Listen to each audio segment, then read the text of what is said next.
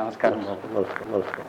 అయ్యా, సంకపాత్ర బాక్షి గారు డాక్టర్గా ఎంబీబీఎస్ చేసి 3 గోల్డ్ మెడల్లు కొట్టినారని విన్నాను బాబు.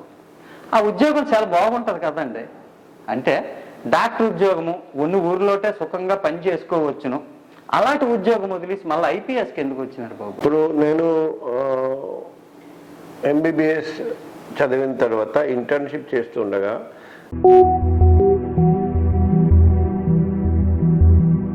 పరిస్థితి చూసి నాకు అర్థమైంది, మెడికల్ ప్రొఫెషన్లో కూడా అవినీతి పరులు ఉన్నాడు.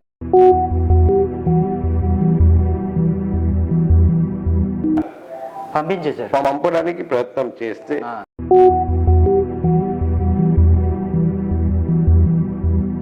తమరు రాజీవ్ గాంధీ హత్య కేసులో కూడా సిబిఐ డిపార్ట్మెంట్ నుంచి ఇన్వెస్టిగేషన్కి వెళ్ళినారని విన్నాను బాబు. సిబిఐ తరపున శారదా